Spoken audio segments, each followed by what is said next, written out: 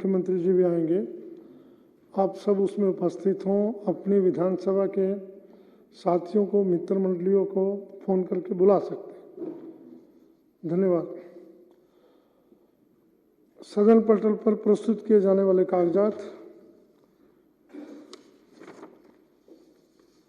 अब श्री मनीष सिसोदिया जी माननीय उप मुख्यमंत्री कार्यसूची में दर्शाए गए अपने विभाग से संबंधित दस्तावेजों की प्रतियां सदन पटल पर प्रस्तुत करेंगे। अध्यक्ष महोदय, मैं आपकी अनुमति से कार्यसूची के बिंदु क्रमांक 3 में दर्शाए गए दस्तावेजों की हिंदी और अंग्रेजी प्रतियां सदन पटल पर प्रस्तुत करता हूं। अब श्री मनीष सिसोदिया जी माननीय उप मुख्यमंत्री दिल्ली माल और सेवा कर संशोधन विधेयक 2023 वर्ष 2023 का विधेयक संख्या 1 को सदन में इंट्रोड्यूस करने की परमिशन मांगेंगे। अध्यक्ष महोदय, मैं दिल्ली माल और सेवा कर संशोधन विधेयक 2023 वर्ष 2023 का विधेयक संख्या 1 को इंट्रोड्यूस करने के लिए सदन की अनुमति चाहता हूं। यह प्रस्ताव सदन के सामने है। जो इसके पक्ष में वहाँ कहें, जो इसके विरोध में ना कहें। हाँ पक्ष जीता, प्रस्ताव पारित हुआ। अब माननीय उप मुख्यमंत्री विधेयक को सदन में इंट्रोड्यूस करेंगे। अध्यक्ष महोदय, ये जो विधेयक है मूल रूप से जीएसटी कानून में जो स्टेट जीएसटी कानून है उसमें संशोधन से संबंधित हैं और जो जीएसटी काउंसिल है पूरे देश के सभी वित्त मंत्रियों की, उसमें ये सारे संशोधन अनुमोदित किए जा चुके हैं। अलग अलग राज्यों में, कई राज्यों में पारित हो चुके हैं, कई में हो रहे हैं और सेंट्रल गवर्नमेंट के एक्ट में भी ये सीजीएसटी में भी लागू हो चुके हैं।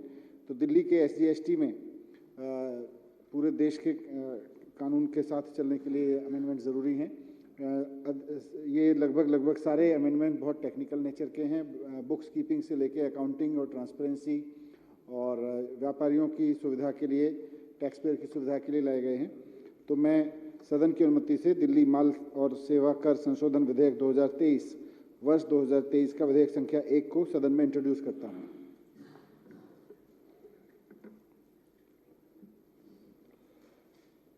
अब श्री सहीराम जी माननीय सदस्य तुगलकाबाद गांव के निवासियों को दिए गए डिमोलिशन नोटिस के संबंध में माननीय उप मुख्यमंत्री का ध्यान आकर्षित करेंगे।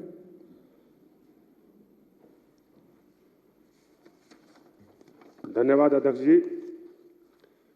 अध्यक्ष जी, कई दिन से ये संविधान की बातें हो रही हैं। केएल जी महोदय संविधान को नहीं मानते, केंद्र का तोड़ मरोड़ के अपने अनुसार उसका उपयोग कर रही है। ये संविधान ही नहीं अध्यक्ष महोदय, मैं आज विधानसभा में सीधा सीधा कहना चाहूं कि ये तो इतिहास ही बदलना चाहते हैं और उसका जीता जागता उदाहरण मेरे हाथ में एक ये नोटिस है। मैं चाहूंगा कि आपको भी पास ही भेजूं कहने के लिए और देखने के लिए। तो अध्यक्ष महोदय, ये एक कागज का टुकड़ा है, लेकिन इस कागज के टुकड़े ने कम से कम तुगलकाबाद गांव का जो इतिहास में नाम है, उस इतिहास को ही खत्म करने का काम करने जा रही है। अध्यक्ष महोदय, कम से कम 30 से 35 साल पुरानी वहां कॉलोनी बची हुई है और अगर मैं तुगलकाबाद गांव की बात करूं तो तकरीबन 800 साल पहले तुगलकाबाद गांव बसा हुआ है। 11 तारीख को ये नोटिस इशू हुए हैं भारत सरकार की तरफ से, पूर्वोत्तर विभाग से। अध्यक्ष महोदय, इस कागज के टुकड़े ने 10,000 परिवारों की नींद तो हराम करी, उनकी जिंदगी खराब करने का काम किया है।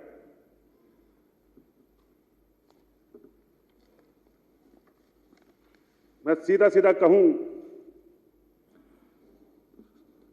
तो जो ये नोटिस है, इसमें 15 दिन का टाइम उन गरीब लोगों को दिया गया है। वो गरीब लोग 30 साल, 35 साल, 40 साल से वहां बसे हुए हैं। किसी ने अपने गांव की जमीन बेच के दिल्ली में अपना घर बनाने का सपना देखा था। कितने ही लोग कबाड़ा बीन बीन के 30-30 गज के प्लॉट ले खरीद के वहां 40 सालों से रह रहे हैं। अध्यक्ष महोदय, मैं एक चीज जानना चाह रहा हूं कि जब ये कॉलोनी बसी उस समय पुरातत्व विभाग कहां गया था?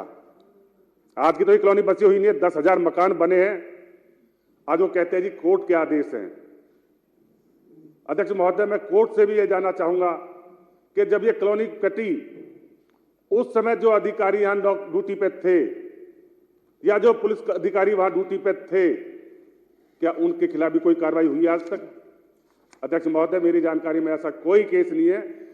दिल्ली में इतनी कॉलोनी बसी हैं अलग अलग क्षेत्रों में कि जो अधिकारी वहां होते हैं उनके खिलाफ भी कभी किसी ने केस किया हो किसी को सरकार में। तो अध्यक्ष महोदय, ये बहुत जरूरी है।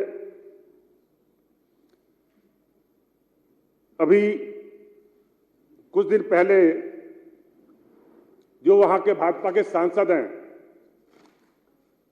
साउथ दिल्ली के, उन्होंने अपने घर पे उनके जो पर्यटन मंत्री हैं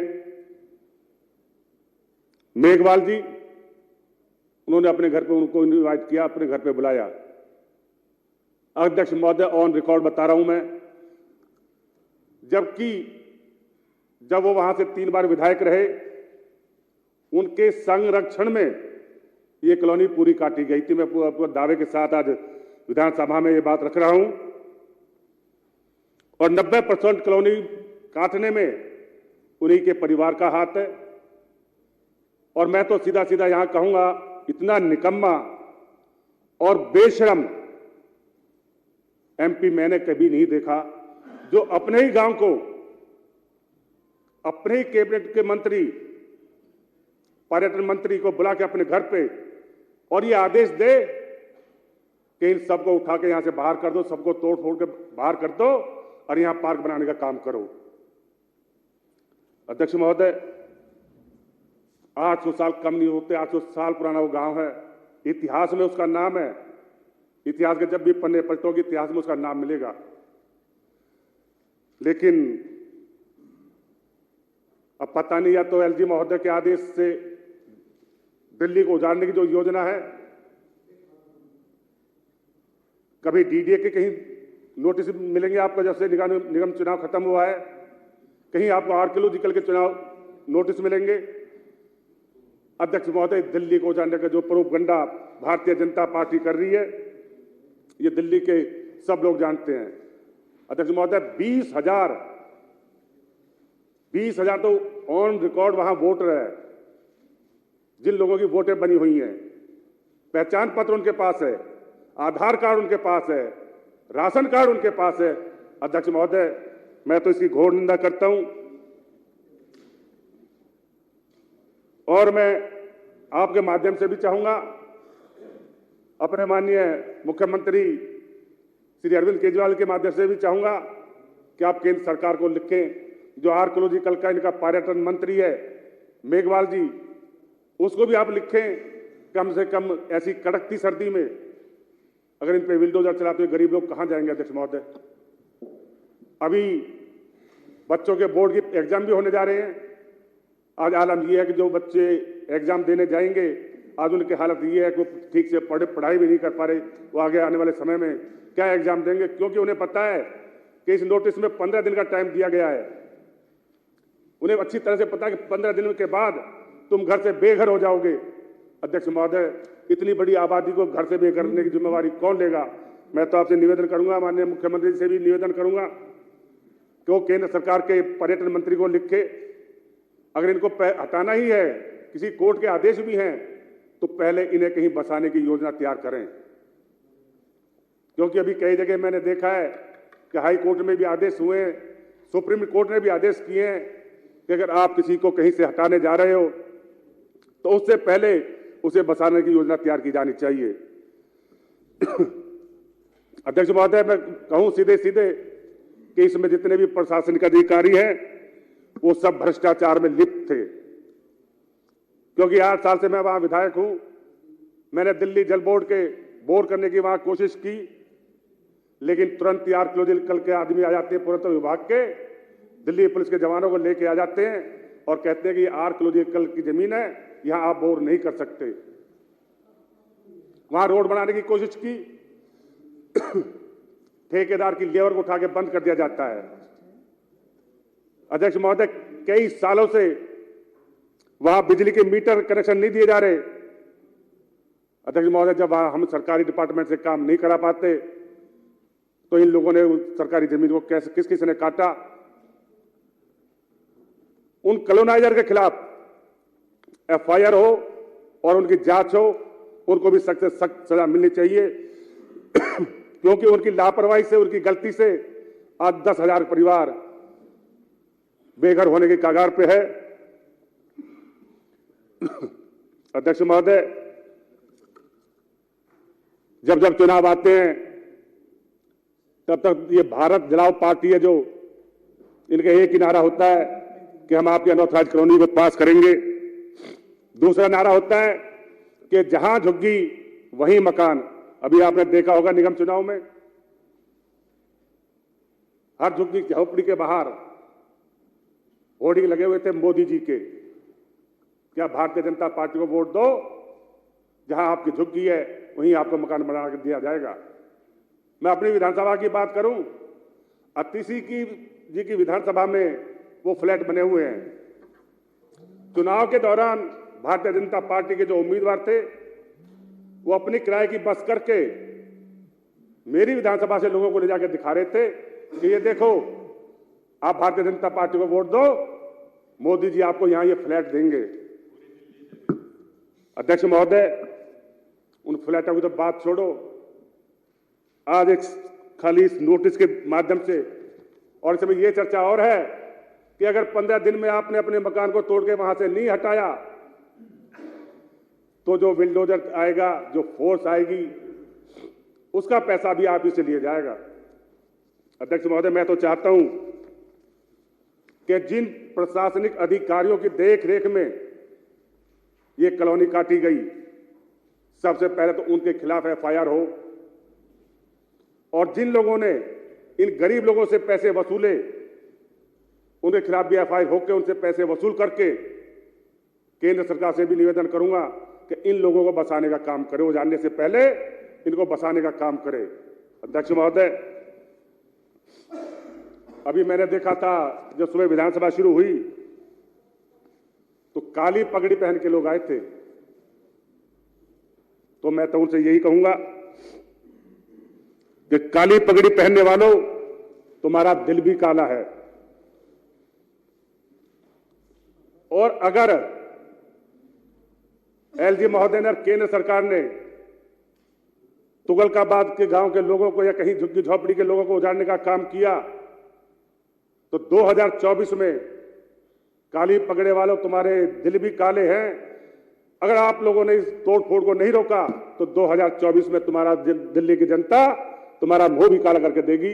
आज आपके माध्यम से मैं ये कहना चाहता हूं और एक बार पुनः आपसे भी अनुरोध करूंगा अध्यक्ष महोदय कि आप भी पर्यटन मंत्री को लिखें कि इन गरीब लोगों को ना उजाड़ा जाए, क्योंकि इन्होंने तो पैसे देकर खरीदी है ये जमीन, फ्री मैंने ली। जब इन्होंने ये खरीदी थी उसी समय इनको रोकना था, उसी समय दिल्ली पुलिस कहां गई थी? अध्यक्ष महोदय, एक फिल्म में डायलॉग है कि अगर पुलिस ठीक हो ना तो मंदिर के बाहर से एक जोड़ी चप्पल भी चोरी नहीं हो सकता।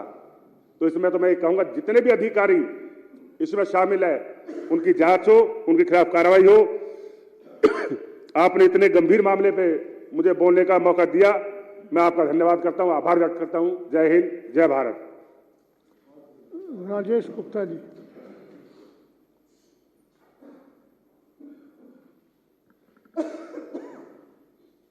अध्यक्ष जी, ये जो विषय है जो आपके सामने होगा, आपने पढ़ा होगा, शायद टीवी में भी देखा हो और प्राइम टाइम पे भी चला था। मैं इसके ऊपर जब बात कर रहा हूं तो मैं आपको चाहता हूं कि जितने भी साथी मेरे सदन में बैठे हैं वो जरा तसव्वुर करें, जो मैं बात बता रहा हूं तो उसको देखें, अपने आंखों के आगे विजुलाइज करें कि वो क्या चीज़ है। 2013 के बाद जो पहला इलेक्शन हुआ और 14 के अंदर आप सब समझिए कि जैसे कि एक दिल्ली के अंदर एक नायक आए, जैसे एक पिक्चरों के अंदर एक हीरो होता है।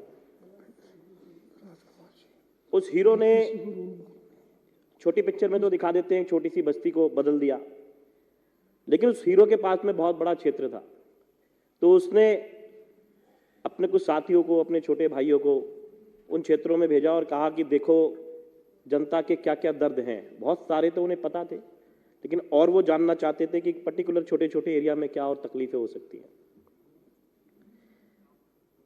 ऐसे ही एक उनका छोटा भाई एक क्षेत्र में गया और देखा कि लोगों में क्या दिक्कतें हो सकती हैं। शिक्षा की दिक्कत थी, स्कूल्स बहुत अच्छे नहीं थे, चिकित्सा की दिक्कत थी, हॉस्पिटल्स, मोहल्ला क्लिनिक तो थे ही नहीं, जो पॉलीक्लिनिक्स थे वो अच्छे नहीं थे। सुरक्षा की दिक्कतें थी, कहीं कोई कैमरे वगैरह तो बहुत दूर की बात है, कोई देखने वाला नहीं था। और एक बहुत बड़ी दिक्कत थी प्रतिष्ठा की, जहां पर लोगों को इस तरीके की जिंदगी जीने के लिए मजबूर करा जाता था कि उनको लगने लगे कि वो एक कीड़े मकोड़े हैं, उनकी कोई इज्जत मान सम्मान है ही नहीं। वो देश की राजधानी में रहते हैं, लेकिन ऐसे रहते हैं जैसे हर चीज के लिए तड़पना पड़े।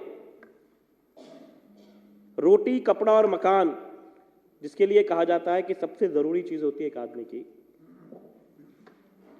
उसी के तरीके से एक चीज होती है इज्जत। एक जानवर और इंसान के अंदर एक फर्क होता है। जानवर को भी खाना चाहिए, सर छुपाने के लिए गुफा चाहिए, ज्यादा ठंड होती है तो कुत्ता गाड़ी के नीचे घुस जाता है, लेकिन इज्जत के लिए इंसान मरता है। और वो इज्जत तार तार हो जाती थी जब ये देखा कि वो औरतें, वो बच्चियां अपने घर से निकलती हैं और एक खुले मैदान के अंदर शौच करने जाती हैं। अब मैं फिर कह रहा हूं कि आप दोबारा से जरा इसे तसव्वुर कीजिए, एक 15 साल की लड़की रात को 11 बजे उसको शौच आता है, उसे खुले में जाना है। अब वो अकेले नहीं जा सकती। इस सदन में मेरी कुछ बहनें बैठी हैं, अकेले नहीं जा सकती।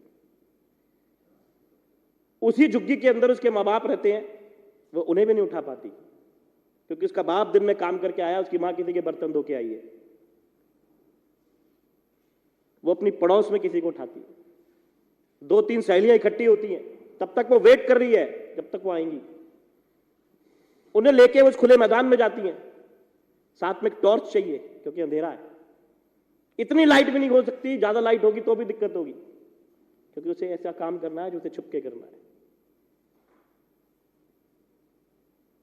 3 लड़कियां जाती हैं, एक ग्रुप जाता है, इधर उधर देखती है बेचारी कोई वीडियो ना बना ले, और छुप के वो काम करती है जिसे दुनिया का कोई आदमी रोक नहीं सकता, कोई जानवर रोक नहीं सकता। एक बेसिक चीज है आदमी की। एक मकान में अगर बेडरूम ना हो, आप जमीन पर सो सकते हैं, रसोई ना हो, आप कमरे में खाना बना सकते हैं, लेकिन शौचालय ना हो, आप तसव्वुर कीजिए सर, 2 मिनट भी वेट करना मुश्किल हो जाता है। सबसे यह जरूरी चीज बताई गई कि अगर कभी यहां हमारी सरकार बने, उस नायक का वो छोटा भाई जो वहां से देख के गया, उसने बताया कि सबसे जरूरी हो तो ये शौचालय बनाए जाए इनकी इज्जत के लिए। 2015 में सरकार बनी, 13 में तो क्योंकि बहुत कम समय के लिए बनी, 15 में वो सरकार बनी और जो सबसे पहला काम करा गया, उन झुग्गी वालों के लिए वो शौचालय बनाए गए। बड़े बड़े ब्लॉक्स बनाए गए, उनमें लाइट की व्यवस्था करी गई, उनमें पानी की व्यवस्था करी गई, ताकि घर से डब्बा ना लाना पड़े, ताकि घर से टॉर्च ना लानी पड़े, वो लड़की अकेली भी जा सके। क्योंकि उस लड़की के लिए बहुत अच्छे स्कूल भी बनाए थे उस हीरो ने। उस स्कूल के अंदर तो वो साफ शौचालय में जा रही थी, तो जब घर आई तो खुले में कैसे जाती, तो उसने देखा हां यहां भी मेरे लिए एक शौचालय बनाया है जहां मैं अकेले भी जा सकती हूं। 4-5 साल से वो शौचालय बहुत अच्छे चल रहे थे, 16 में 17 में बनके खड़े हो गए थे। गत 5 तारीख को वहां पर 5000 फोर्स लगाई गई। मैंने अपने जीवन में इतनी सीआरपीएफ कभी नहीं देखी, इतने सारे आंदोलन कर लिए पार्टी के साथ में, कभी मैंने ऐसा नहीं देखा। पुलिस भी थी, लोग शोर मचा रहे थे, उनको आने नहीं दिया गया। 50 जेसीबी खड़ी करी गई। पहली बार देखा कि शौचालय को तोड़ने के लिए ऐसी सेना आई जैसे कि कोई पाकिस्तान ने इस देश के ऊपर आक्रमण करा। जहां पत्थर लगे हुए थे कि माननीय केजरीवाल जी ने इन शौचालय को बनाया, मेरा नाम उस पर लिखा था, उस पर आके बुलडोजर को मारा गया, क्योंकि शायद तकलीफ इस बात से थी कि यही वो लोग हैं जो लगातार आम आदमी पार्टी को जिताते हैं। मैं अगर आपको वो वीडियो दिखाऊं किस तरीके से, जब मैं वहां प्रदर्शन कर रहा था, पुलिस ने वो हमें ले गए, हमारे लिए कोई नई बात नहीं है, लेकिन उसके बाद में जो हो रहा है, उन्होंने वहां गाड़ियां लगाई हैं और हम सब जानते हैं ना वो गाड़ियां कभी साफ हो सकती, ना उनमें कोई लाइट की व्यवस्था है। और वही खौफ जो आज से कुछ साल पहले हुआ करता था, वही 3-4 लड़कियां इकट्ठी होकर जाएंगी। अगर किसी का पेट खराब हो, तबीयत खराब हो, आप समझ सकते हैं उसकी क्या हालत होती है। इसलिए कहते हैं माननीय एलजीएस साहब चाहते हैं कि वहां एक गार्डन बनाया जाए। बड़े बड़े होर्डिंग भाजपा के लोगों ने वहां लगाए हैं, वैष्णवी गार्डन बनाएंगे।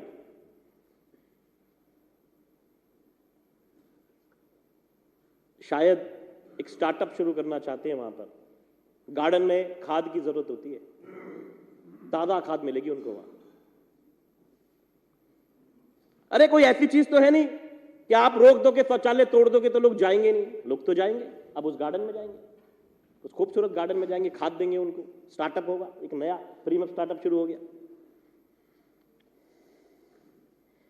देश पे बहुत सारे लोगों ने आक्रमण करा, लूट के ले गए, बहुत सारे आए। मोहम्मद गौरी आया, अलाउद्दीन खिलजी आया, महमूद गजनवी आया, बाबर आया तो हिंदुस्तान में रुक गया, अंग्रेज आए, रुके भी रहे और लूटते भी रहे।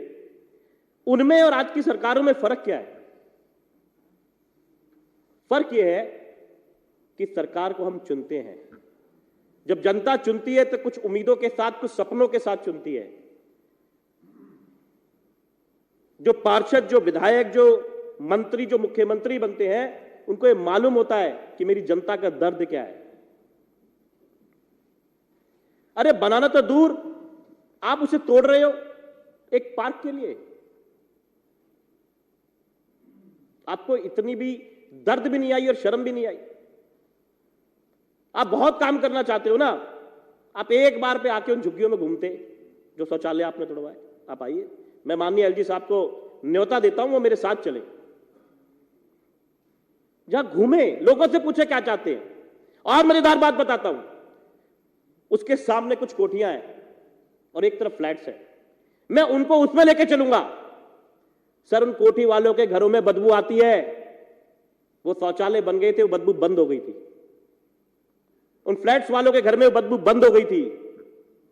आपने स्वच्छ भारत अभियान का अच्छा मजाक उड़ाया, वो कोठी वाले भी दुखी हैं, वो फ्लैट्स वाले भी दुखी हैं। इतना बड़ा महापाप क्या बिगाड़ा था उन बच्चियों ने आपका?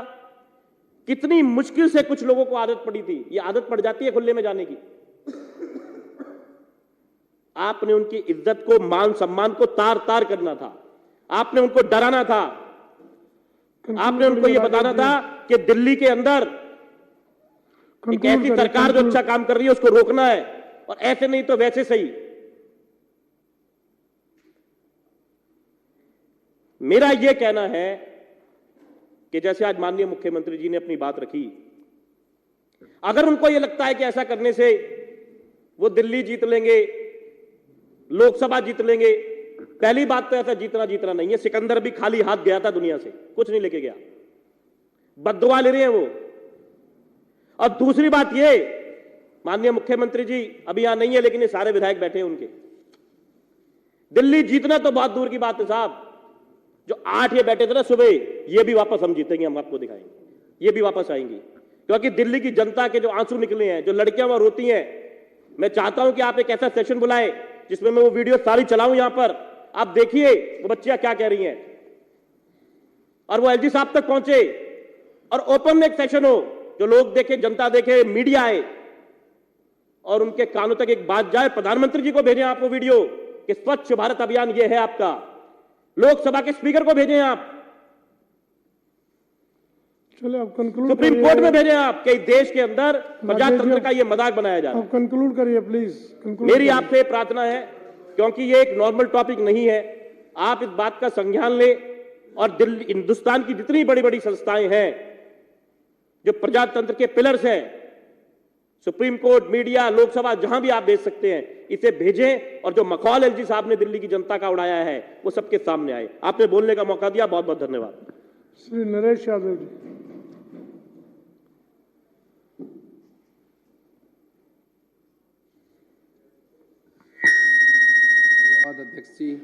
धन्यवाद अध्यक्ष जी, जो आपने मुझे इस महत्वपूर्ण मुद्दे पर बोलने का मौका दिया। अध्यक्ष जी, महरौली विधानसभा के साथ भी अन्याय हो रहा है। 12 दिसंबर को एक डीडीए का नोटिस आता है जिसमें कहा जाता है कि 10 दिन के अंदर लगभग 3 से 4 हज़ार मकानों को 10 दिन के अंदर आप इसको हटा लीजिए, अन्यथा ये सारा का सारा डेमोलिश कर लिया जाएगा और उसकी कॉस्ट भी आपसे ली जाएगी। लगभग इसमें अध्यक्ष जी 1000 के करीबन झुग्गियाँ हैं, 3 से 4 हज़ार पक्के मकान हैं, मल्टी स्टोरीज़ है, और ये सारे मकान और झुग्गियाँ जो बनी हुई है अध्यक्ष जी लगभग 30-40 साल पुराने स्ट्रक्चर्स हैं। लोगों के पास अपने डॉक्यूमेंट्स हैं और ये सारा का सारा हो रहा है आर्कियोलॉजिकल पार्क के नाम पर। अध्यक्ष जी, डीडीए ने डिमार्केशन करके एक बाउंड्री वॉल बना दी गई कि इस बाउंड्री वॉल्स के अंदर अंदर आप लोग रह सकते हैं, उससे बाहर का सारा एरिया आर्कियोलॉजिकल पार्क का है। लेकिन उसके बावजूद भी जो ये मैं चर्चा कर रहा हूँ, ये उस बाउंड्री से अंदर का एरिया है जहाँ लोगों ने अपने मकान बना रखे हैं और जहाँ बाकायदा रजिस्ट्री होती है, रेवेन्यू डिपार्टमेंट अपनी फ़ीस लेता है, सरकारी फ़ीस ली जाती है, और उसके बावजूद भी इस तरह का नोटिस दिया जा रहा है। अध्यक्ष जी, इसमें बहुत बड़ा एरिया महरौली का आता है। इसमें सेंट जॉन स्कूल का एरिया आता है, महरौली बस स्टैंड है हमारा, चर्च कॉलोनी कंपाउंड है, गुरुद्वारा सिंह साहिब एरिया है, हनुमान मंदिर एरिया है, जमीला मस्जिद है, कदीमी दरगाह, निरंकारी भवन के आसपास का एरिया, कुतुब ग्रीन अपार्टमेंट है, तनिष्क अपार्टमेंट है, जैन मंदिर है, बहुत पुश्तैनी बहुत पुराना जैन मंदिर है, ऐतिहासिक जैन मंदिर है, उसके साथ आसपास का एरिया है वार्ड नंबर 8 में, लाल बिल्डिंग का एरिया है, विश्वकर्मा मंदिर के आसपास का एरिया है, मुल्तान धर्मशाला बनी हुई है, मारुति कॉम्पिटेंट के आसपास की मल्टी स्टोरी बिल्डिंग्स हैं, शमशान घाट अंधेरिया मोड़ के आसपास का एरिया है, और ये गोशिया कॉलोनी है। अध्यक्ष जी, ये वो एरिया है जिसके कुछ केसेस कोर्ट के अंदर चल रहे हैं और लगभग इस नोटिस के अंदर भी जो लगभग इन्होंने सारे खसरा नंबर्स दिए हैं, उसमें से 163 खसरा नंबर, 166, 217, 214, 15, 16, ये सारे खसरा नंबर्स पर कोर्ट की स्टे है। अध्यक्ष जी, अलग अलग कोर्ट के स्टे ऑर्डर्स हैं जो मैं आज यहाँ लेकर आया हूँ आपके संज्ञान में लाने के लिए। ये जो स्टे ऑर्डर्स है, इस एरिया में भी ये डेमोलिशन का नोटिस चिपकाया गया है। पूरे इलाके के अंदर इस नोटिस को चिपका दिया गया। वहाँ ये नहीं देखा गया कि ये एरिया आ रहा है या नहीं आ रहा है, और लोगों के अंदर एक दहशत का माहौल पैदा कर दिया गया। अध्यक्ष जी, ये हुआ है जो एमसीडी के चुनाव होने के बाद। तो इसका मतलब बीजेपी की मंशा बिल्कुल क्लियर है और लोग समझ रहे हैं। बहुत सारे लोग, प्रोटेस्ट भी हुआ है, आगे भी प्रोटेस्ट होगा। जहां 30 से 40 हज़ार लोगों का ये मामला हो तो लोग तो सड़कों पर भी आएंगे और अपने हक की लड़ाई लड़ेंगे। तो अध्यक्ष जी, ये बिल्कुल गलत एक नोटिस दिया गया है। मेरा आपके माध्यम से अनुरोध है कि इसमें कुछ एरिया डूसिब में आ रहा है और बाकायदा डूसिब में जो कॉलोनी का नंबर दिया जाता है उसमें 769 नंबर है डूसिब में, और उसके अंदर भी डूसीब के अंदर भी काफ़ी झुग्गियों का जिक्र किया गया है, जबकि वहाँ पर हकीकत में 1000 झुग्गियों से ज़्यादा झुग्गियाँ हैं।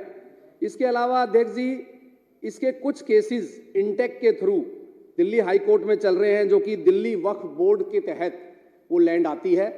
उस लैंड पर भी यहाँ पर नोटिस चिपकाए गए हैं, जबकि जो ऑर्डर्स हैं उसमें कहा गया है कि वक्फ बोर्ड को और जो भी ऑथराइज ऑक्यूपेंट्स है उसको किसी भी तरह से वहाँ से ना हटाया जाए। ये आदेश कोर्ट के आए हुए हैं पहले से, लेकिन डीडीए और एलजी साहब के आदेश से इन सारी बातों को दरकिनार कर दिया गया है और किसी तरह की किसी स्टे पे वो ध्यान नहीं दे रहे हैं। बहुत सारे लोगों ने वहाँ पर अपनी मेहनत की कमाई से वो फ्लैट्स खरीदे हैं और ऐसे ऐसे बुजुर्ग हैं, ऐसे ऐसे लोग हैं जिन्होंने सारी ज़िंदगी की कमाई वहाँ लगाई थी और आज उनका बहुत बुरा हाल है और दहशत में जी रहे हैं। ऐसा ना हो कि कुछ लोग तो इस दहशत से हार्ट अटैक से ही मर जाए। अध्यक्ष जी, बहुत बुरी सिचुएशन में आज महरौली के लोग हैं और मैं आपके माध्यम से यही कहना चाह रहा हूँ, जो आर्कियोलॉजिकल पार्क डेवलपमेंट के नाम पर ये नोटिस दिया गया है, वो एरिया मार्क्ड है, बाकायदा उसमें दीवार कर दी गई है और वो सफिशिएंट एरिया है और वो एक समय डिमार्केशन करने के बाद किया गया है, तभी डीडीए ने वो दीवार की थी। उस दीवार का जिक्र भी एक हाईकोर्ट के ऑर्डर में किया गया है कि वो वहाँ दीवार बना दी जाए। हाईकोर्ट ने आदेश दिया था कि डीडीए अगर जितना भी उनका एरिया उस पर अपनी दीवार कर दें ताकि उससे आगे अगर कोई बढ़ेगा तो उसको डेमोलिश किया जाए, लेकिन किसी तरह का कोई भी लोगों को ये न्याय नहीं मिल रहा है और डीडीए वाले रोजाना ये आर्कियोलॉजिकल पार्क के नाम पर, G20 के नाम पर इस तरह की ये कार्रवाई करने लग रहे हैं। अध्यक्ष जी, मेरा आपके माध्यम से ये अनुरोध है कि ये नोटिस वापस लिया जाए, ये बिल्कुल गलत नोटिस है और एलजी साहब से भी मैं दरख्वास्त करूंगा कि इस तरह से दिल्ली की जनता को लोगों के खिलाफ काम ना करें। दिल्ली सरकार के खिलाफ तो आप काम कर ही रहे हैं, दिल्ली सरकार को तो आप काम नहीं करने दे रहे हैं, लेकिन अगर दिल्ली पूरी की पूरी दिल्ली के खिलाफ आप इस तरह के नोटिस जारी करेंगे, क्योंकि छतरपुर से भी में भी काफ़ी ऐसे नोटिस इशू किए गए हैं, सही राम जी ने भी अभी अपनी बात रखी है, इसके अलावा अजय दत्त जी के यहाँ पर भी है, बहुत सारे हमारे जो विधानसभा क्षेत्र हमारे विधायक हैं उनके यहाँ भी राजेश जी ने भी अपनी बात रखी, उनके भी टॉयलेट्स को गिरा दिया गया है जो डूसीब के थ्रू बनाए गए, जबकि टॉयलेट का तो कोई ऐसा कब्जा नहीं माना जाता। टॉयलेट तो आज मेन रोड्स पे बनाए जाते हैं, लोग चलते हुए पीडब्ल्यूडी रोड पे बनते हैं, दूसरी लैंड्स पे बनते हैं। तो इस तरह की अराजकता आज डीडीए द्वारा एलजी के थ्रू की जा रही है। अध्यक्ष जी, मैं आपके माध्यम से अनुरोध करता हूं इस सदन से कि ये नोटिस वापस होना चाहिए महरौली वाला, और जितने भी लोग यहाँ पर अपना मकान, अपनी मेहनत से मकान जो खरीदे हैं उनके आशियाने बचने चाहिए और किसी भी तरह की कोई कार्रवाई नहीं होनी चाहिए। बहुत बहुत धन्यवाद अध्यक्ष जी, जो आपने मुझे इतने महत्वपूर्ण मुद्दे पर बोलने का मौका दिया। श्री अजय दत्त जी। जी, आपने मुझे इस गंभीर विषय पर बोलने का मौका दिया। आज हम देख रहे हैं कि दिल्ली में कई जगह झुग्गी बस्तियों को तोड़ने का काम चल रहा है और ये बहुत दुखद है, क्योंकि बहुत समय से दिल्ली में लोगों ने अपने छोटे छोटे आशियाने बनाए और जिनकी वजह से दिल्ली पूरी चल रही है। मेरी विधानसभा अम्बेडकर नगर में खानपुर वार्ड में एक नया ही तरीके से झुग्गी तोड़ने का काम शुरू हुआ है। एमबी रोड खानपुर जिसमें आता है, यहाँ पर मेट्रो एक नई लाइन बिछाने का कार्य कर रही है और कुछ समय पहले मेट्रो ज़मीन एक्वायर कर रही थी और उस ज़मीन में बहुत सारे मकान आए और कुछ झुग्गियाँ आई। तो मेट्रो ने पहले आदेश दिया कि हम सब मकानों को उनको लेंगे, उनका मुआवजा देंगे और जो झुग्गी हैं उनको भी जहाँ पर हमें रिहेबिलिटेट करना उनको रिहेबिलिटेट किया जाएगा।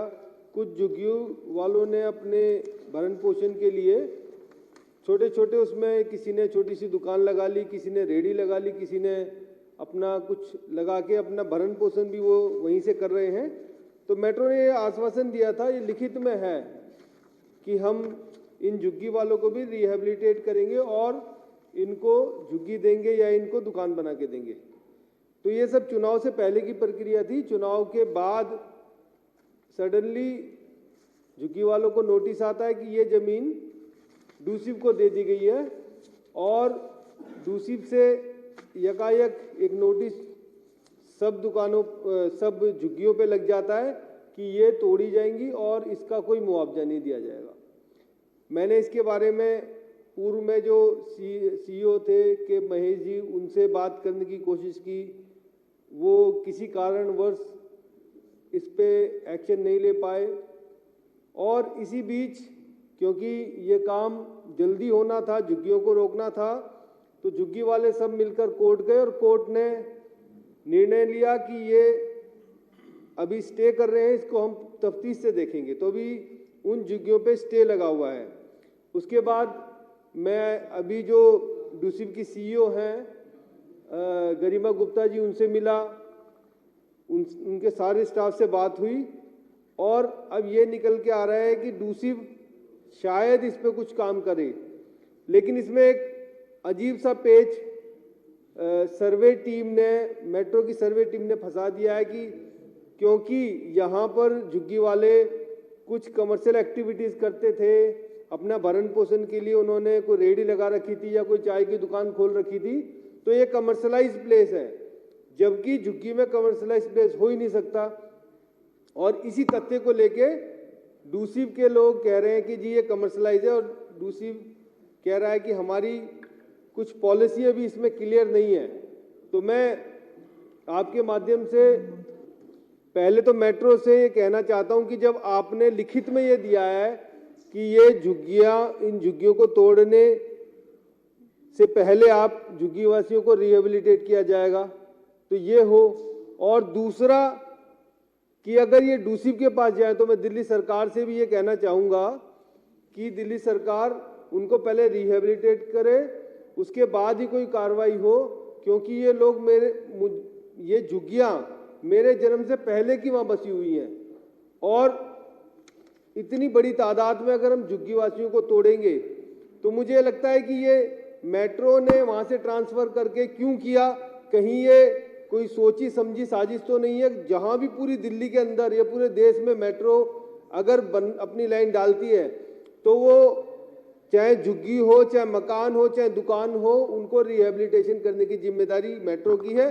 तो मैं आपके माध्यम से मेट्रो को ये संदेश देना चाहता हूँ, मैं आपसे गुजारिश करता हूँ कि आप भी उनको आदेश दें कि इन झुग्गियों को मेट्रो पहले वहाँ से उनके लिए एक जगह दे, ज़मीन दे या दुकानें दे या मकान दे, उसके बाद उस ज़मीन को एक्वायर करे। अगर ये डूसिब के पास आती है तो माननीय मंत्री जी इसको देखें और उनको, उन गरीब लोगों को रिहेबिलिटेट किया जाए पहले, उसके बाद ही कोई कार्रवाई हो। 14 तारीख तक का स्टे, अगले महीने की 14 तारीख तक का स्टे कोर्ट ने दिया है। उससे पहले अगर ये कार्रवाई होती है तो मेरे क्षेत्र के लोगों को बड़ी राहत मिलेगी, क्योंकि वो बहुत दुखी हैं, हताश हैं, निराश हैं कि इतनी साल से जहां वो बैठे थे, जहां पर उनके बच्चे पल रहे थे, आज वो बड़े पीड़ित हैं। तो मेरी आपसे पुनः ये आग्रह रहेगा कि मेट्रो को आदेश दिया जाए कि पहले इन झुग्गियों को आप यहाँ से, इन झुग्गी वासियों को पहले कोई रिहेबिलिटेशन का कार्य कर, उसके बाद ही इनको हटाया जाए, क्योंकि ये प्राइम रिस्पॉन्सिबिलिटी मेट्रो की है। आपने मुझे इस बहुत ही गंभीर विषय पर, मेरे क्षेत्र के विषय पर बोलने का मौका दिया, इसके लिए मैं आपका धन्यवाद करता हूँ। Thank you. श्रीमान रोहित मेहरोलिया जी। बहुत बहुत धन्यवाद माननीय अध्यक्ष जी। इस महत्वपूर्ण चर्चा में मुझे अपनी बात कहने का आपने अवसर दिया है। बशीर बद्र जी का बहुत ही उम्दा शेर है कि लोग टूट जाते हैं एक घर बनाने में, लोग टूट जाते हैं एक घर बनाने में, तुम तरस तक नहीं खाते बस्तियां जलाने में। भारतीय जनता पार्टी का ये पुराना इतिहास रहा है, कैसे भी करके इलेक्शन जीतना है, चाहे लोगों के घर जलाने पड़े, चाहे लोगों के घर तोड़ने पड़े। कई बार हमने देखा है और पूरे देश में अलग अलग उदाहरण हैं कि इलेक्शन जीतने के लिए लोग दंगे फसाद भी कराते हैं। उससे काम नहीं चलता तो लोगों को प्रलोभन भी देते हैं, जैसे एमसीडी इलेक्शन के दौरान इन्होंने किया कि दिल्ली में तमाम झुग्गी बस्ती में रहने वाले लोगों से कहा गया, इनके बड़े बड़े नेताओं ने आकर कहा, माननीय प्रधानमंत्री जी ने भी आकर कहा कि जहां झुग्गी वहां मकान। झुग्गी वासियों ने सोचा कि शायद मोदी जी इस बार तो सच कह रहे होंगे, लेकिन इस बार भी उन लोगों को पुरानी जैसे 15 लाख वाले जुमले उनको हाथ लगे थे, इस बार भी उनको वही चीजें उनको देखनी पड़ी कि जगह जगह झुग्गियां तोड़ने के आदेश जारी कर दिए गए इलेक्शन हारते ही। तो ये जो हार की झुंझलाहट है, बौखलाहट है, वो साफ नजर आ रही है कि किस प्रकार से भारतीय जनता पार्टी तमाम एजेंसियों का इस्तेमाल करके, दुरुपयोग करके दिल्ली वासियों से, गरीब जनता से कैसे बदला ले रही है। 50-50 सालों से जो लोग एक जगह पर रह रहे हैं, उन लोगों को उजाड़ने का काम किया जा रहा है। ये सोचिए कि जब किसी को उजाड़ा जाता है एक जगह से दूसरे जगह, जैसे भाई अभी नरेश यादव जी ने उदाहरण दिया महरौली का कि 12 दिसंबर 2022 को वहां पर नोटिस भेज दिए गए कि 10 दिन के अंदर ये जगह खाली कर दीजिए, नहीं तो आपके घर तोड़ दिए जाएंगे। आप सोचिए दिल्ली के अंदर अभी हाड़ कपा देने वाली सर्दी पड़ रही है माननीय अध्यक्ष जी, 1.5 डिग्री 2 डिग्री टेम्परेचर चल रहा है। ये लोग अपना बच्चों को लेकर, अपने सामान को लेकर कहां जाएंगे। अभी पहलवान जी ने भी विस्तार से अपनी बातें रखी। ये गरीब लोगों का दर्द है कि जो बच्चे स्कूलों में पढ़ रहे हैं या जिनके अभी बोर्ड एग्जाम आने वाले हैं, उनकी पढ़ाई का क्या होगा।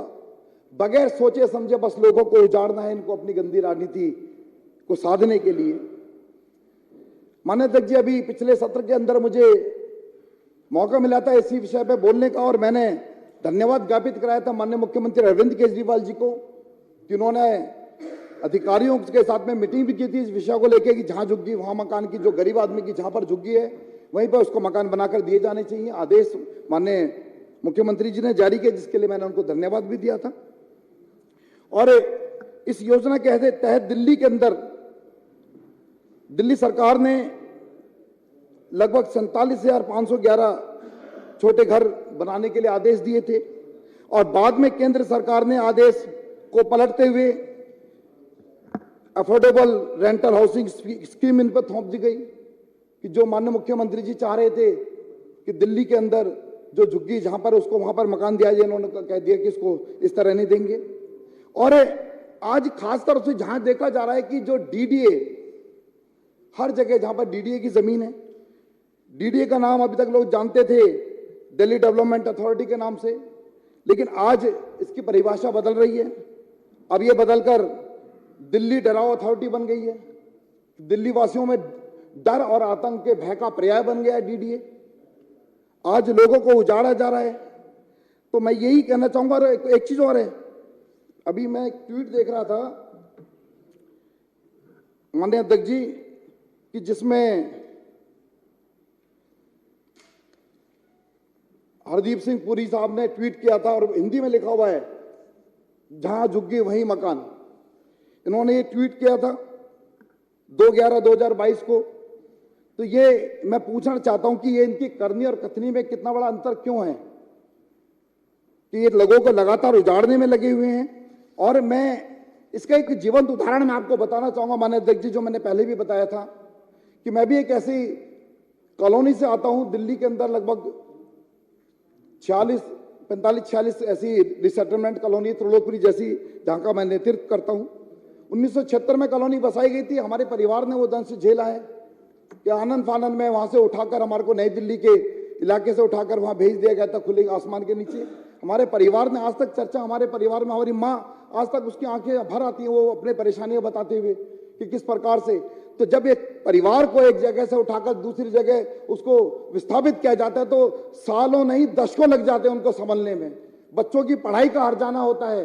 जो लोग काम धंधा अपने आसपास कहीं को कर रहे हैं, कोई रेड़ी लगा रहा है, कोई पटरी लगा रहा है, उनका रोजगार अगर आप उनको कहीं 40-50 किलोमीटर दूर फेंक देंगे तो कैसे उनका फिर से रोजगार सुनिश्चित हो पाएगा। इन चीजों को बगैर सोचे समझे लोगों को एक तो लगे फरमान जारी करके लोगों को उजाड़ने के आदेश लगातार दिए जा रहे हैं। तो माननीय अध्यक्ष जी, ये पूरी तरीके से लोगों के साथ में बदले की कार्रवाई के तौर पर मैं इसको देखूंगा कि लोगों से बदला भारतीय जनता पार्टी ले रही है। अलग अलग केंद्रीय एजेंसियों का दुरुपयोग करते हुए एलजी साहब के इशारे पर तमाम तरह के इस तरह से लोगों को परेशान करने के षड्यंत्र आए दिन रचे जा रहे हैं और हर विधानसभा में तकरीबन इस तरह की चीजें देखने के सामने को आ रही हैं। माननीय अध्यक्ष जी, बहन आतिशी जी की विधानसभा के अंदर भी ये मुद्दा रहा। हमारे विधायक साथियों ने, हमारे आम आदमी पार्टी के तमाम कार्यकर्ताओं ने, पार्षदों ने अब इनका घेराव भी किया था इसको लेकर। नवजीवन कैंप नेहरू विहार कालका जी के अंदर, गोसाई कॉलोनी महरौली के अंदर, कस्तूरबा नगर के अंदर, ये तमाम वो इलाके हैं कि जहां पर लोग आज डर के भय के साए में जी रहे हैं कि कल क्या होगा, कल हमारे सर के ऊपर छत रहेगी या नहीं रहेगी। माननीय अध्यक्ष जी, आज लोगों के दुख का ये सारा विषय है। तो आज मैं यही कहना चाहूंगा केंद्र सरकार से भी, माननीय प्रधानमंत्री जी से, कि लोगों के साथ में लोगों को ऐसे मत उजाड़िए। अपनी गंदी राजनीति को साधने के लिए लोगों पे ऐसे जुल्म करना बिल्कुल भी सही नहीं है।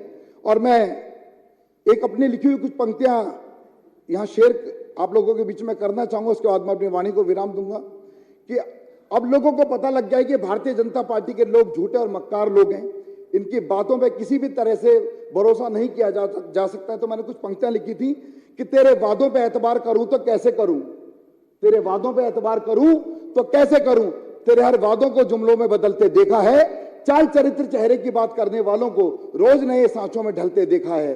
नहीं मंजूर अब नफरत की सियासत हमें, नहीं मंजूर अब नफरत की सियासत हमें। इस मंदिर मस्जिद के झगड़े में देश को जलते देखा है, इस मंदिर मस्जिद के झगड़े में देश को जलते देखा है।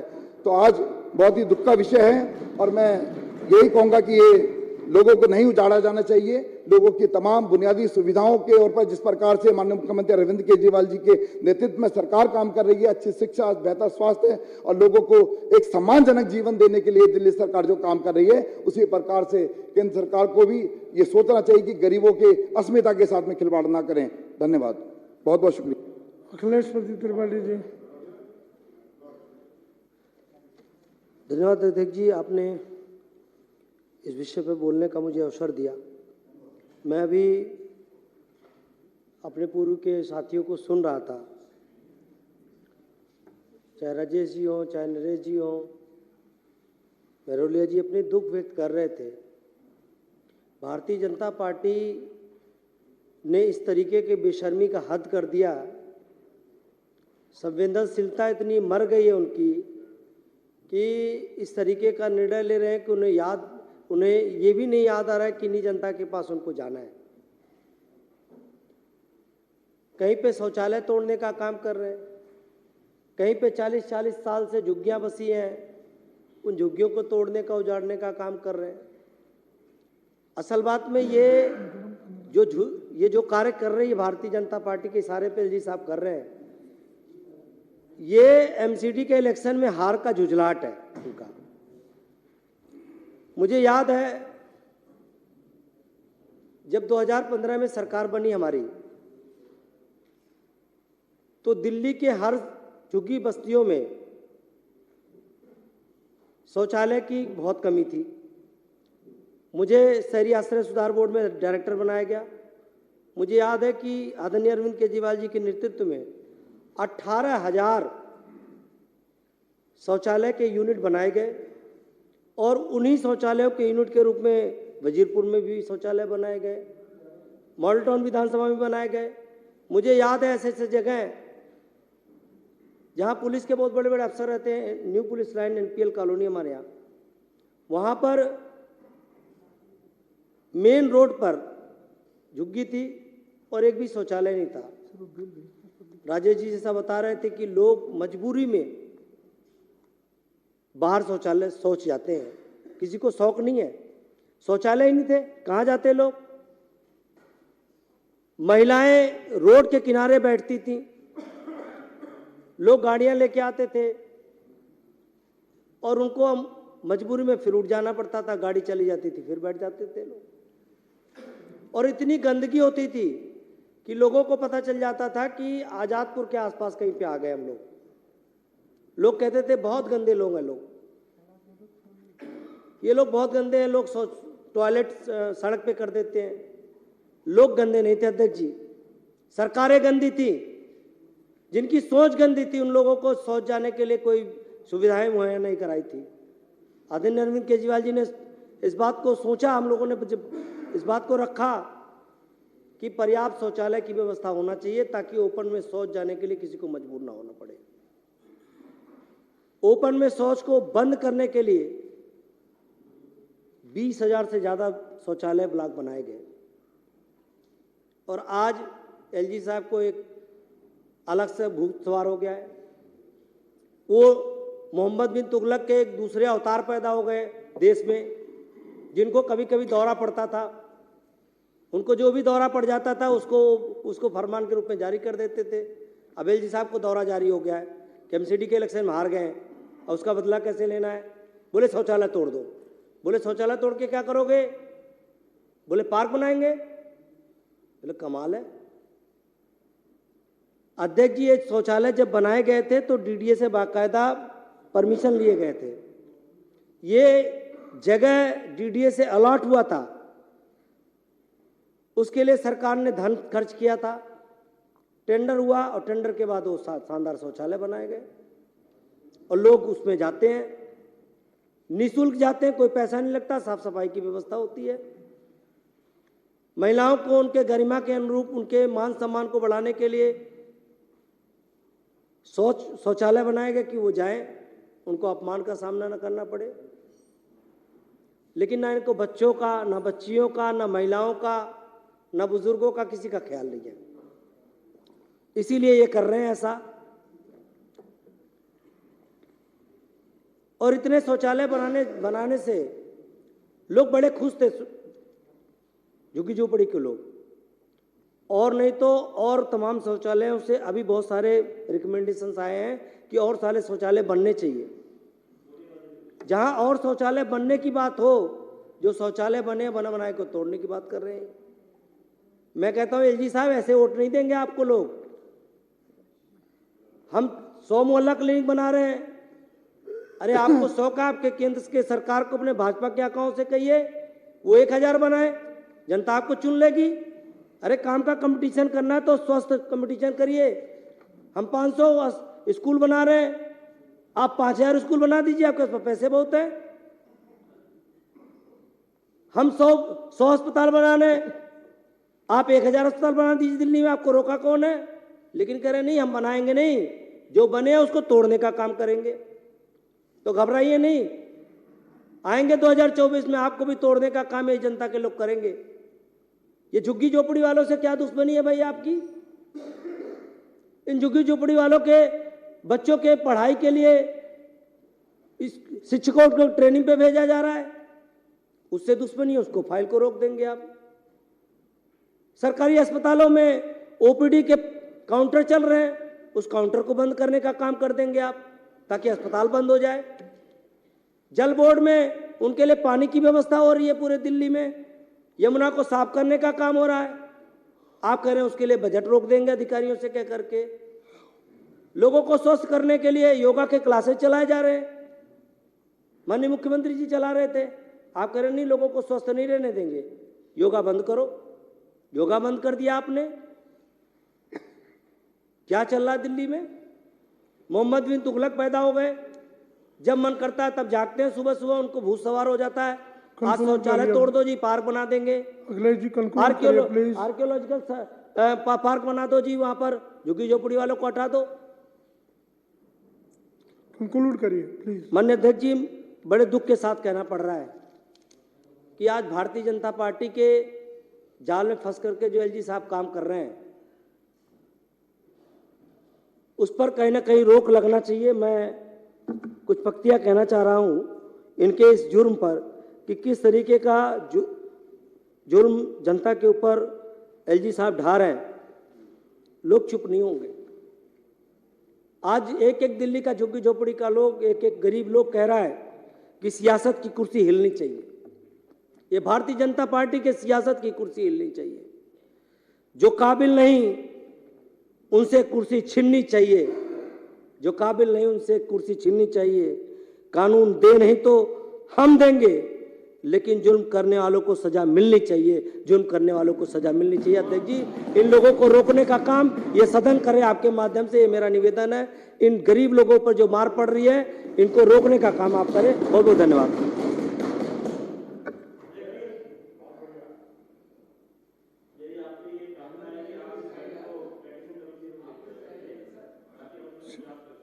श्रीमान BS जून जी।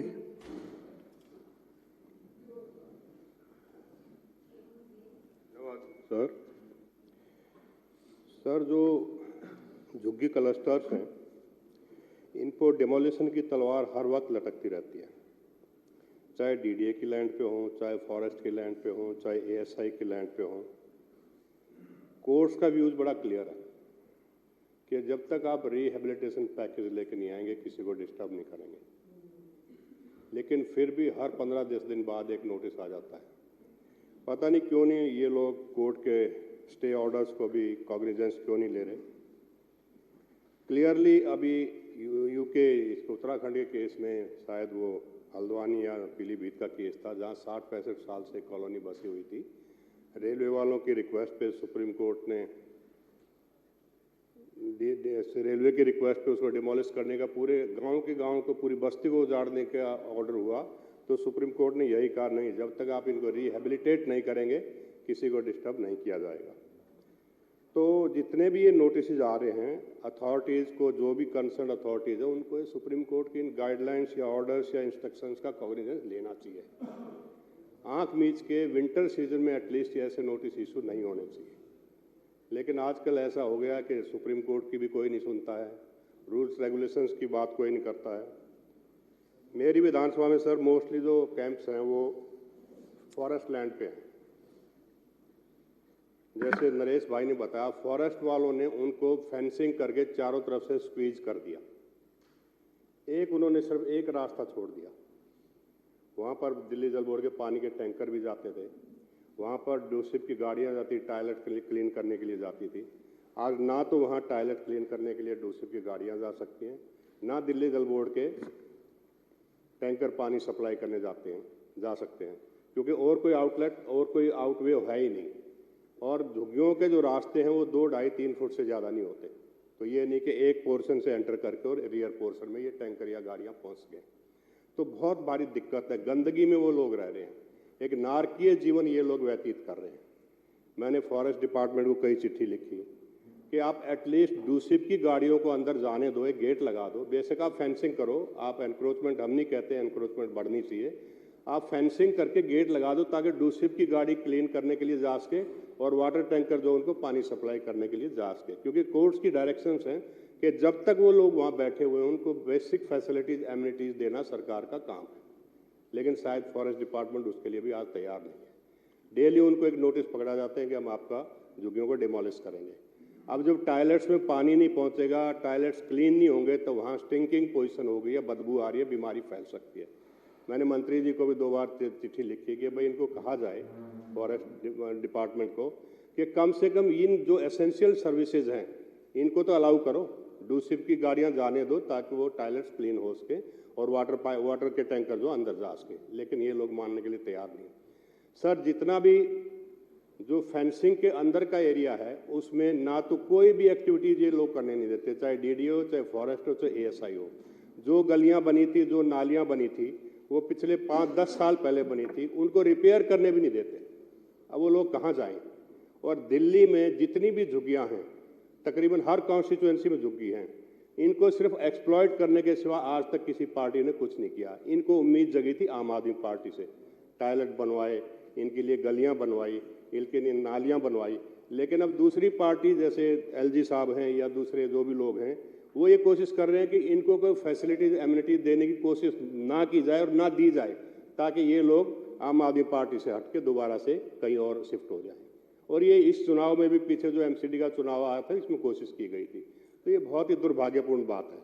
अब ये लोग ना वहाँ कोई मेडिकल फैसिलिटी है, ना कोई सैनिटेशन की फैसिलिटी है, ना पानी की फैसिलिटी है, हर लिहाज से डिप्राइव्ड लोग हैं और अथॉरिटीज़ इनके बारे में कुछ नहीं सोच रही है। जो फैसिलिटीज़ हैं उनको अनडन करने की कोशिश हो रही है कि अगर पोर्टेबल मोबाइल टॉयलेट्स खड़े हैं तो उनमें पानी नहीं है, वो स्टिंक कर रहे हैं। आज कोई भी महामारी वहाँ फैल सकती है। तो हमारी और जितने हमारे MLA जो इन्होंने जो रेज किया, मैं भी उससे सहमत हूँ और मेरा मिनिस्टर कंसर्न जो हमारे बैठे हैं फॉरेस्ट डिपार्टमेंट के, उनसे हाथ जोड़ के विनती है कि इनकी एक मीटिंग बुलाएं फॉरेस्ट वालों के और एक दुख दर्द से जिसमें आज ये लोग जी रहे हैं उनसे इनको निजात दिलवाएं सर। और ये बहुत ज़रूरी है ह्यूमैनिटेरियन ग्राउंड पे, क्योंकि बीजेपी वाले बिल्कुल नहीं चाहते कि झुग्गियों में कोई विकास कार्य कोई हो। उनका एक ही पर्पज है, किसी तरीके से इनको आम आदमी पार्टी से दूर किया जाए। पहले कांग्रेस इनको एक्सप्लॉइट करती रही, अब बीजेपी वाले इनको जो है टॉर्चर कर रहे हैं।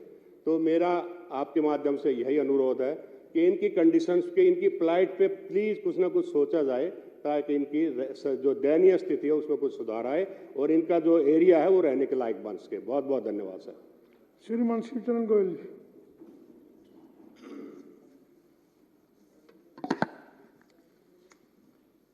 अध्यक्ष नमस्कार, आपने मुझे बोलने का मौका दिया। आज पूरी दिल्ली की स्थिति हमारे सारे विधायक साथियों ने विस्तार से बताई है और मेरा जो क्षेत्र है, मेरे क्षेत्र में कम से कम भी 1.5 लाख लोग झुग्गियों में रहते हैं, क्योंकि सबसे बड़ा व्यवसायिक जो केंद्र है मोतीनगर विधानसभा में है। वहाँ पर लक्कड़ मार्केट है, फर्नीचर मार्केट है, मार्बल मार्केट है, पीवीसी मार्केट है, पूरा कीर्तनगर इंडस्ट्रियल एरिया है, डीएलएफ इंडस्ट्रियल एरिया है, रामा रोड है, कार शोरूम्स हैं, सारे बैंकट की सबसे बड़ी मार्केट है, और जिसमें हज़ारों लाखों एम्प्लॉयज़ काम करते हैं और उनका ठिकाना वही है झुग्गियों में रहने का। और वो झुग्गी निवासी अपना जीवन यापन कर रहे हैं। उनके लिए हमारी सरकार आई तो उन्होंने शौचालय बनाए, उनके लिए व्यवस्थाएं की। आज जिस तरह से ऑर्डर इशू किए जा रहे हैं झुग्गियों को तोड़ने का, और ये झुग्गियों के तोड़ने के नोटिस हमारे क्षेत्र में भी चिपकाए जा रहे हैं। 5/35 कीर्तनगर में चिपकाया गया, 8/35 में भी चिपकाया गया और 8/35 में कुछ झुग्गियाँ तोड़ी भी गई।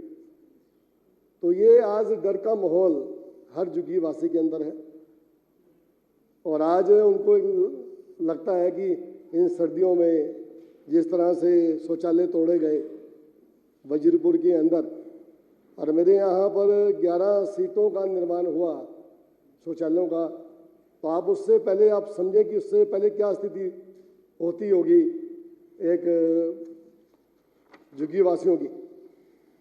वो जो भी अपना टॉयलेट करते होंगे रेलवे लाइन पर, सड़कों पर, आज कहीं ना कहीं उन दिशा को सुधारा गया दिल्ली सरकार के माध्यम से।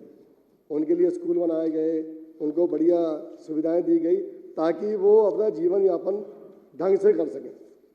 लेकिन ये हमारी भारतीय जनता पार्टी जब भी इलेक्शंस आते हैं, 14 में इलेक्शन हुए तब बड़े बड़े होर्डिंग लगे जहाँ झुग्गी वही मकान, उसके बाद 15 में, 19 में, 20 में और अभी रिसेंटली 22 में प्रधानमंत्री जी की बड़ी बड़ी फोटो लगाई गई और कहा गया कि जहाँ झुग्गी वही मकान दिए जाएंगे।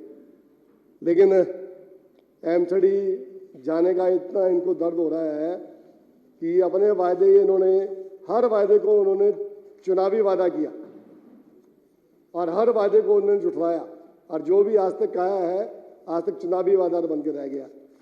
तो आज जो स्थिति पूरे देश में, पूरी दिल्ली में है, हमारी विधानसभा में है, जो ये डर का माहौल है, इस डर के माहौल के ऊपर कोई ना कोई कार्रवाई होनी चाहिए। और जो जनता अभी फिर भी एक आराम की सुविधा में रह रही है, उस सुविधा को बनाए रखने के लिए जो भी हमें उसके लिए कुछ करना पड़े करना चाहिए। तो ये हमारा मानवीय कर्तव्य भी है और वैसे भी हमें जो भी जीवन में एक बेसिक समस्याएं को कम करने का जो हमारा ध्येय है वो करना चाहिए। तो इसके लिए हमें जहाँ भी जाना पड़े हमें सब मिलकर जाना चाहिए। शुक्रिया, धन्यवाद।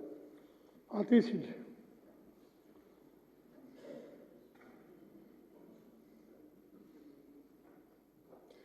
धन्यवाद अध्यक्ष महोदय, आपने मुझे इस महत्वपूर्ण मुद्दे पे बोलने का मौका दिया। अध्यक्ष महोदय, अभी अभी दिल्ली में एमसीडी का चुनाव हुआ। चुनाव का नतीजा आए 4 हफ्ते 5 हफ्ते हुए। जब चुनावी कैंपेन चल रहा था, हर पार्टी अपना प्रचार कर रही थी। भारतीय जनता पार्टी अपना प्रचार कर रही थी, कांग्रेस अपना प्रचार कर रही थी, आम आदमी पार्टी अपना प्रचार कर रही थी।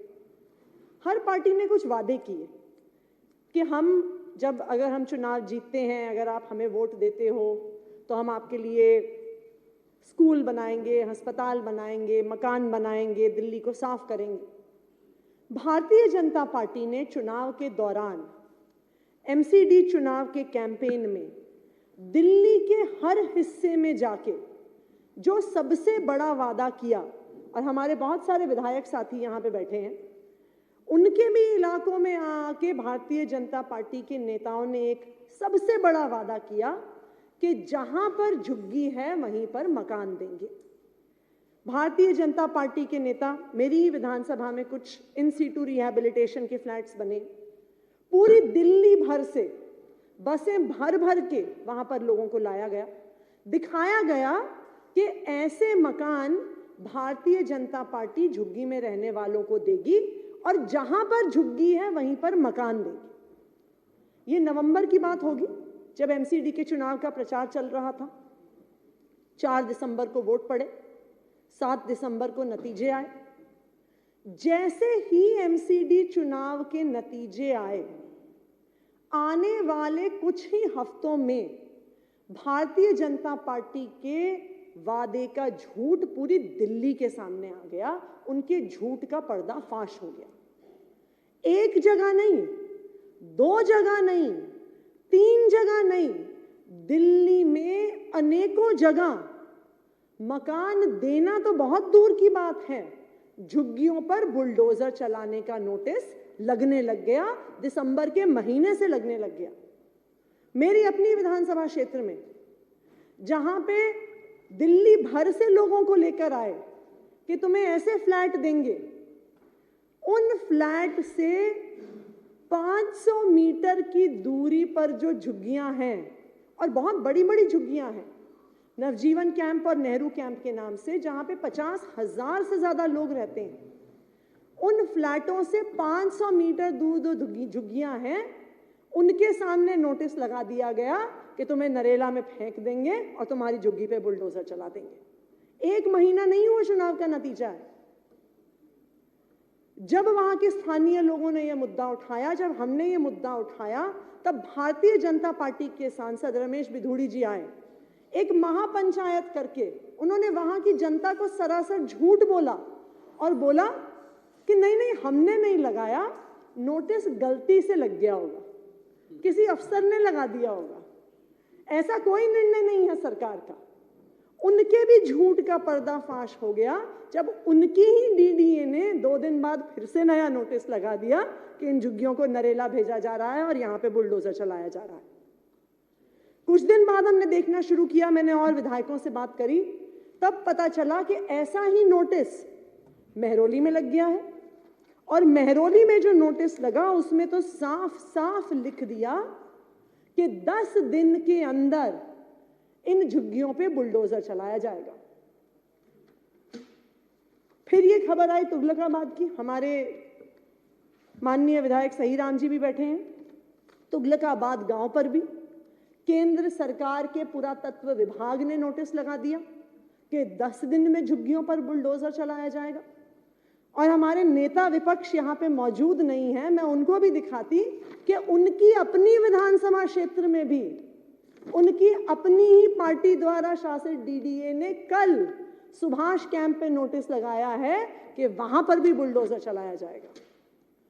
तो ये भारतीय जनता पार्टी की सोची समझी साजिश है। ये ऐसा नहीं हो रहा कि गलती से नोटिस लग गया है, लेकिन ये भारतीय जनता पार्टी की सोची समझी साजिश है कि किसी तरह से पूरी दिल्ली की झुग्गियों को साफ कर दें। क्यों साफ कर दें? क्योंकि दिल्ली में जो झुग्गी वाले रहते हैं वो आम आदमी पार्टी को वोट देते हैं, अरविंद केजरीवाल जी को वोट देते हैं। यही भारतीय जनता पार्टी थी जो 1 महीने पहले वादा कर रही थी कि जहां पर झुग्गी है वहीं पर मकान देंगे, और ये वही भारतीय जनता पार्टी है जिसके अलग अलग विभाग दिल्ली के अलग अलग हिस्सों में नोटिस लगा रहे हैं कि इन झुग्गियों पे बुलडोजर चलाया जाएगा। माननीय अध्यक्ष महोदय, मैं आपके माध्यम से एलजी साहब को, भारतीय जनता पार्टी को, उनके द्वारा शासित डीडीए को एक बात बताना चाहूंगी कि वो चाहे दिल्ली में कितने भी नोटिस लगाते रहें, लेकिन जब तक दिल्ली में अरविंद केजरीवाल जी की सरकार है, दिल्ली में अरविंद केजरीवाल जी के विधायक हैं। दिल्ली में अरविंद केजरीवाल का एक भी सिपाही जब तक रहेगा, हम दिल्ली की झुग्गियों पे बुलडोजर नहीं चलने देंगे, नहीं चलने देंगे, नहीं चलने देंगे। अगर भारतीय जनता पार्टी को लगता है कि वो दिल्ली के गरीबों को दबा सकती है, झुग्गियों पे बुलडोजर चला सकती है, तो मैं उनको चेतावनी देना चाहती हूं कि जिस तरह से दिल्ली के लोगों ने उन्हें दिल्ली विधानसभा से साफ कर दिया है, जिस तरह से दिल्ली के लोगों ने उन्हें एमसीडी से निकाल कर बाहर कर दिया है, वो दिल्ली के गरीबों पे इस तरह से अत्याचार करते रहेंगे तो आने वाले 2024 के चुनाव में दिल्ली वाले उन्हें लोकसभा से भी साफ कर देंगे, क्योंकि वो गरीबों के पर इस तरह का अत्याचार नहीं कर सकते हैं। और जब तक आम आदमी पार्टी है, हम दिल्ली में झुग्गियों पर बुलडोजर नहीं चलने देंगे। धन्यवाद अध्यक्ष महोदय। माननीय मंत्री जी उत्तर दें उससे पहले राजेश जी, जो आपने कमेटी को रेफर करने की बात की थी, ये विभिन्न विधायकों से क्यों, अलग अलग विधायकों के अलग अलग क्षेत्र हैं, वो अलग क्षेत्रों से विधायकों से लिख के मेरे पास आ जाए, फिर मैं उस पर विचार करूँगा। धन्यवाद अध्यक्ष जी, धन्यवाद। अब माननीय मंत्री गोपाल राय जी चर्चा का उत्तर देंगे।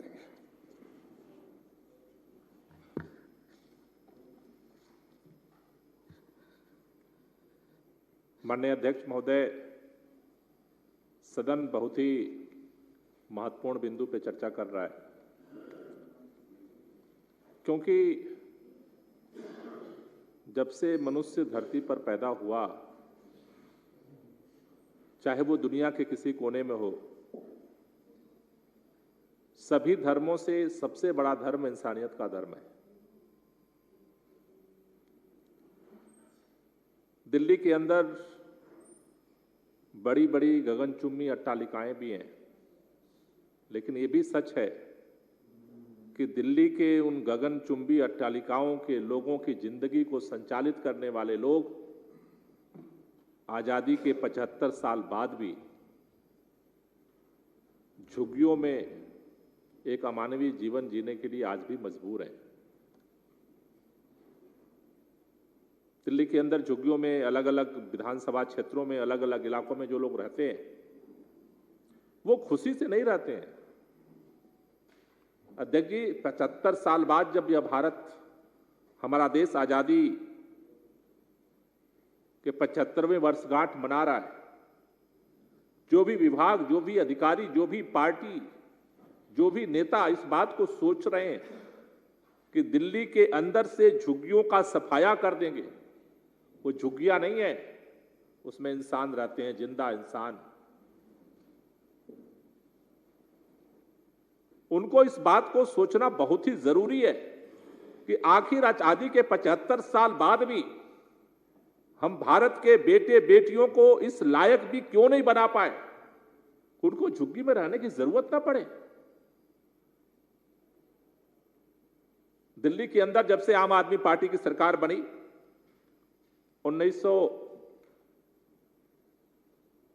से लेकर के लगातार ये बात आती रही कि दिल्ली के अंदर झुग्गियां बढ़ रही हैं। जब हमारी सरकार बनी 2015 में, हमने एक निर्णय लिया कि नया अतिक्रमण नहीं होना चाहिए, लेकिन जो झुग्गियां पहले से हैं, उन झुग्गियों को हटाने से पहले उनके पुनर्वास की व्यवस्था होनी चाहिए। पुनर्वास की व्यवस्था हुए बगैर उनको हटाया नहीं जा सकता।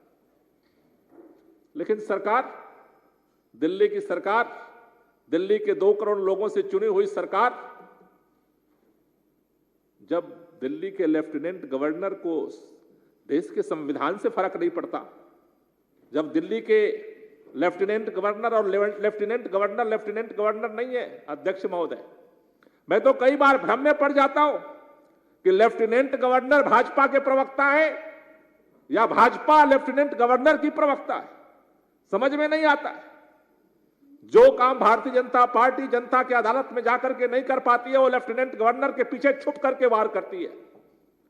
अध्यक्ष महोदय, जिसकी हमारे सदन के सदस्यों ने बार बार चर्चा की कि यही दिल्ली है, देश के माननीय प्रधानमंत्री दिल्ली के अंदर एमसीडी चुनाव से पहले आते हैं, गुजरात का चुनाव छोड़कर आते हैं और कालका जी में जाकर के ताम झाम के साथ वीडियो चलाया जाता है, लाइव किया जाता है कि जहां झुग्गी वहां मकान। देखो केजरीवाल तो नहीं दे पाया, देश के प्रधानमंत्री नरेंद्र मोदी ने दिया है। अगर एमसीडी चुनाव में फूल का बटन दबाओगे तो चुनाव के बाद जहां झुग्गी वहीं मकान पाओगे। दिल्ली के लोग कोई पहली बार तो नहीं आए। भारतीय जनता पार्टी में दिल्ली के अंदर भी भारतीय जनता पार्टी की सरकार दिल्ली के लोगों ने देखी है। 8 साल से केंद्र में भारतीय जनता पार्टी की सरकार देख रहे हैं। दिल्ली के अंदर डीडीए के कोई पहली बार नोटिस नहीं आ रही है। जब भी मन करता है, मुझे नहीं लगता कि कौन फटाफट टाइप करता है और नोटिस जाकर के चस्पा कर देता है। दिल्ली के लोगों ने उन सारे प्रचार के बावजूद यह फैसला किया कि अगर दिल्ली के अंदर झुग्गी में रहने वालों की जिंदगी की, उनके बच्चों की, उनके बुजुर्गों की, उनके लिए टॉयलेट की, उनके लिए साफ पानी का इंतजाम, बिजली पानी का इंतजाम, स्कूल का इंतजाम अगर किसी ने किया है तो अरविंद केजरीवाल ने किया है। और आगे भी अगर हमारे जिंदगी पर संकट आएगा तो उसकी रक्षा करने के लिए खड़ा होगा तो अरविंद केजरीवाल खड़ा होगा, आम आदमी पार्टी खड़ा होगी। इसलिए लोगों ने समर्थन किया। लेकिन चुनाव के बाद ही इतना बड़ा करिश्मा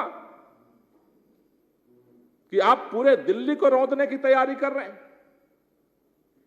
संवैधानिक तौर पर एलजी साहब अपने आप को शासक मानते होंगे। अभी मुख्यमंत्री जी ने कहा, उन्होंने कहा कि हम संविधान एक तरफ, सुप्रीम कोर्ट का फैसला एक तरफ, मैं तो एडमिनिस्ट्रेटर हूं, एडमिनिस्ट्रेटर शासक हूं। अध्यक्ष महोदय, जहां पर सत्ता और संविधान, सुप्रीम कोर्ट के नियमों की धज्जियां उड़ाने वाले शासक पैदा होते हैं, इतिहास गवाह है ऐसे बड़े बड़े शासकों को नेस्तनाबूद करने वाली जनता की ताकत भी पैदा होती है और उसको नेस्तनाबूद करती है। जनता की ताकत से आजादी मिली भारत को, जनता की ताकत से भारत का संविधान पैदा हुआ, जनता की ताकत से सुप्रीम कोर्ट को ताकत मिली है, जनता की ताकत से दिल्ली की विधानसभा है। और अगर जनता की ताकत को नजरअंदाज करके शासक बनने का कोई सपना देख रहा है तो उस सपने को चकनाचूर करने की ताकत भी जनता के अंदर है। इतिहास के पन्ने को मिटाया नहीं जा सकता। इसलिए अध्यक्ष महोदय, मैं केवल इतना कहना चाहता हूं, दिल्ली सरकार का बहुत ही स्पष्ट मत है। अभी हमारे माननीय विधायक जून साहब ने कहा, फॉरेस्ट ने कई जगह पे नोटिसें जारी की, कई जगह पे नोटिसें जारी की, हमने मीटिंग करके कई जगह रद्द भी करवाए। अभी उन्होंने एक मुद्दा उठाया है, उनको मीटिंग करके अधिकारियों से भी, चूंकि हर अधिकारी पे दबाव है, हर अधिकारी पे दबाव है, इसलिए अध्यक्ष महोदय, सरकार का बहुत ही स्पष्ट निर्णय है कि जब तक पुनर्वास की व्यवस्था नहीं होती है तब तक जो है कोई भी डिमोलिशन नहीं हो सकता। माननीय उप मुख्यमंत्री जी ने कुछ दिन पहले डायरेक्शन भी जारी किया है, इस तरह से कोई भी झुग्गी हटाई नहीं जा सकती है।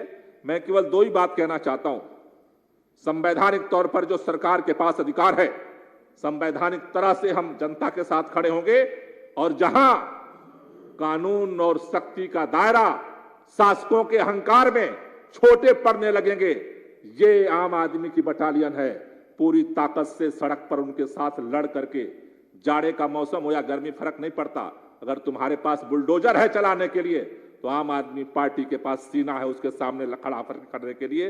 इस मुहिम को हम रोकेंगे, सरकारी तौर पर भी रोकेंगे और जरूरत पड़ेगी तो पूरी सरकार सड़क पर भी उतर करके इसके लिए लड़ेगी। सरकार पूरी तरह कटिबद्ध है, हम जनता के साथ खड़े हैं, वो भारत के बेटे बेटियां हैं और भारत का संविधान हम भारत के लोगों ने बनाया है। इसलिए जिंदगी सर्वोपरि है, जिंदगी बचाना सर्वोपरि है, जिंदगी को बसाना सर्वोपरि है, जिंदगी को चलाना सर्वोपरि है। जिंदगी से बड़ा कोई कानून और कोई नियम नहीं बन जाएगा। इसलिए अध्यक्ष महोदय, हम सबको मिलकर के इस पर प्रयास करने की जरूरत है। माननीय लेफ्टिनेंट गवर्नर से भी कहना चाहता हूं, डीडीए से भी कहना चाहता हूं और खुद देश के माननीय प्रधानमंत्री से निवेदन करना चाहता हूं, दिल्ली सरकार की तरफ से जो वादा किया था, हर वादे को जुमला मत बना दीजिए। इंसान है, इंसान को जिंदा रहने के लिए सर के ऊपर से पानी जब गुजरेगा तो उसे लड़ने के अलावा कोई रास्ता नहीं बचता है। अध्यक्ष महोदय, सरकार पूरी तरह से झुग्गी के लोगों के साथ है और अंतिम समय तक हम उनके लिए लड़ेंगे। शुक्रिया। अब सदन की कार्रवाई दिनांक 18 जनवरी 2023 को पूर्वाह्न 11 बजे तक के लिए स्थगित की जाती है। आप सभी शाम को, जैसा मैंने पहले कहा था, कार्यक्रम में सादर आमंत्रित हैं। बहुत बहुत धन्यवाद।